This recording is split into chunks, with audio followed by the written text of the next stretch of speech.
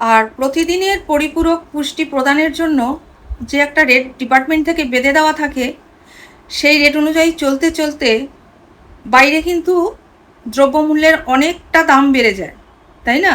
এবং এই দ্রব্যমূল্য বৃদ্ধির সাথে ওই রেটটা কিন্তু তখন আর পেরে ওঠে না। তখন কর্মীদেরকে একটা ডিসিশন নিতে হয়, হয় সবজির দিক থেকে একটু কম দেওয়া হোক, বা ছাতুর পরিষেবা থাকলে সেই পয়সাটা থেকে ডিমটাকে বাঁচানো হোক। তো যে কোনো দিক থেকেই একদিকে টানতে গেলে, কারণ কোনো আইসিডিএস কর্মীর পক্ষে তো দিনের পর দিন তার ওই সামান্য অনারিয়াম থেকে এটা চালিয়ে যাওয়া সম্ভব নয়।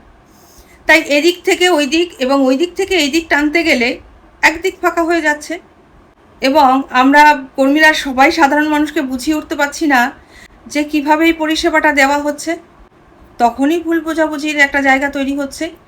এখন যেমন আমরা অল্পতেই অধৈর্য হয়ে যাচ্ছি, সোশ্যাল মিডিয়ায় বিষয়টা চাউর করে দিচ্ছি, কিন্তু এই সমস্যাটা এর আগেও অনেকবার হয়েছে, জানেন তো।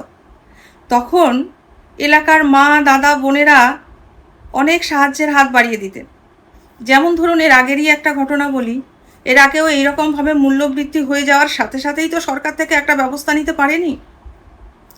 তো তখন এলাকাতে কমিটি থাকে, তারপরে মায়েরা থাকে, সেই মায়েদেরকে নিয়ে, কমিটি নিয়ে এবং ডিপার্টমেন্টের দু একজন লোক, যেমন সুপারভাইজার, সিডিপিও, বসে এই রকম আলোচনা হয়েছিল যে মায়েদের ঘরে যার যেইটুকু আছে, যেমন ধরুন বাড়িতে তো প্রত্যেকেরই বাজার হয়, কোনো একজন মা একটা পটল দিতে পারলেন, কোনো একজন মা পারলেন একটা আলু দিতে, কোনো একজন মা একটু পেঁপে দিতে পারলেন, গাছের পেঁপে আছে। সেক্ষেত্রে সেই ব্যবস্থাটা কিন্তু একবার হয়েছিল, চালু হয়েছিল, তখন মায়েরা দিয়ে যেতেন। বাচ্চাদের খাবারটা খুব সুস্থভাবে পরিচালনা করা যেত, সেখানে ডিম এবং সবজি দুটোই রেখে পরিষেবাটা দেয়া যেত। কিন্তু এখন তো সেটা সম্ভব নয়, এখন সোশ্যাল মিডিয়া হয়ে গেছে। আরেকটা ঘটনা বলি, এই কিছুদিন আগে, ধরুন মাসখানিক আগে আমাদের আরেকটা প্রোগ্রাম হয়েছিল। সেই প্রোগ্রামটার নাম ছিল আমার অঙ্গন সবার অবদান। তো সেই প্রোগ্রামটায় বিষয়টা এরকম ছিল যে ধরুন অনেকেরই একটু অবস্থা ভালো, তাদের বাড়ির বাচ্চাদের অনেক খেলনা থাকে, অনেক খেলনা আছে, তারা একটু পুরনো হয়ে গেলে আর খেলে না। তো আমার অঙ্গন সবার অবদানে একটা বক্স তৈরি করা হয়েছিল অঙ্গনবাড়ি কেন্দ্রে, এবং মায়েদেরকে বলা হয়েছিল যাদের বাড়িতে যেই খেলনাগুলোর প্রয়োজন নেই, সেই খেলনাগুলো যেন তারা এই অঙ্গনবাড়ি সেন্টারে এসে দিয়ে যান। এখানে যেই বাচ্চাগুলো পড়তে আসে, তাদের মা বাবারা বেসরকারি স্কুলের ফিস জোগাড় করতে পারে না বলেই এখানে পড়তে আসে। বা তাছাড়া অনেক অনেক গ্রাম্য পরিবেশ আছে, যেখানে ধরুন ইটভাটা এরিয়ার কিছু বাচ্চারা আসে যাদের বাড়িতে খেলনাটুকুও নেই। আর এই প্রকল্পের মধ্যে আমাদের একটা পার্ট রয়েছে যেখানে বাচ্চারা নিজের মতো খেলবে, পড়াশোনা, প্রার্থনা, এগুলোর ফাঁকেও বাচ্চাদের একটা খেলার পার্টও রয়েছে। একজন দাদা খুব ভালো বলেছিলেন যে এটা একটা প্লে স্কুল বটে। একদমই তাই, এটা একটা প্লে স্কুলের মতো। সে রং চিনবে, সে খেলনা চিনবে, কিছু চার্ট থাকলে চার্টে সমস্ত পশু পাখির নাম চিনবে। এইটাই হচ্ছে এই প্রকল্পের পড়াশোনা। কোনো ইংলিশ মিডিয়াম বা কোনো সরকারি স্কুলের পড়াশোনার মতন করে এটার সঙ্গে গুলিয়ে ফেললে হবে না। তো যাই হোক, সেখানে কিন্তু প্রচুর মায়েরা প্রচুর খেলনা দিয়ে গেছেন, এবং এই প্রকল্পটা এইভাবে এগিয়ে চলছে। আচ্ছা, আমি পার্সোনালি অনেককেই বলেছি যে সমাজে অনেকেই বাবা মায়ের শ্রাদ্ধানুষ্ঠানে দুস্থদের জন্য একদিনের খাবারের ব্যবস্থা করেন।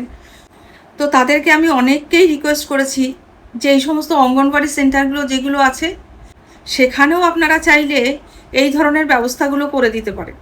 যেমন বাচ্চাদের জন্য একটু স্লেট, পেন্সিল, একটু খাতা, কিছু চার্টের ব্যবস্থা, কিছু পুরনো হোক নতুন হোক কিছু খেলনার ব্যবস্থা। এই ডিপার্টমেন্টটা প্রথম থেকে এইভাবেই চলে এসেছে, এবং অনেকেই এগিয়ে এসেছেন, এবং অনেকেই সমাজ থেকে এগিয়ে এসেছেন, সাহায্য করেছেন। কিন্তু এখন আর হয় না। এখন মানুষের ধৈর্য নেই শুনবে কিভাবে প্রকল্পটা চলছে। সোশ্যাল মিডিয়ায় আরেকটা বিজনেস খুব চলছে যে আইসিডিএস সেন্টারে খাবার দেওয়া হচ্ছে না, চালে পোকা, ডালে পোকা, এই সমস্ত বলতে পারলে প্রচুর ভিউ হচ্ছে। আমার মনে হয় কেন জানেন, এই প্রকল্পটা শুধুমাত্র মহিলাদের দিয়ে চালানো হয়। কারণ একজন মাই পারেন তার সংসারের টানাটানির মধ্যে দিয়ে সংসারটাকে চালিয়ে নিতে। কারণ প্রত্যেক মা এবং মেয়ের মধ্যে মাতৃশক্তিটা আছে। আমি কোনো পুরুষকে অসম্মান করতে বলছি না, কিন্তু আপনারাও তো স্বীকার করবেন যে মাতৃশক্তি আলাদা শক্তি। তাই বিধায়িকা ম্যাম, আপনিও তো একটা মাতৃশক্তি, থাকুন না আমাদের পাশে। যদি কাঁধে কাঁধ মিলিয়ে আগামী দিনগুলোকে আরও সুন্দর করতে পারি। তো যাক, ভিডিওটা অনেক বড় হয়ে যাচ্ছে। যারা বাজে কমেন্ট করার তারা তো করবেনই। আর পরিশেষে একটাই কথা বলবো, যেও না দাঁড়াও বন্ধু, আরও বলো কুকথা, হংস পাখায় পাক লাগে কি, সরস্বতীর আসন যেথা। আইসিডিএস কেন্দ্রটি একটি সরস্বতীর আসন, সেখানে পাক লাগবে না। আপনারা যে যতই বিজনেস করুন, যে যতই মন্দ কথা বলুন। ভালো থাকবেন, সুস্থ থাকবেন। আবার পরের ভিডিওয়ে দেখা হচ্ছে।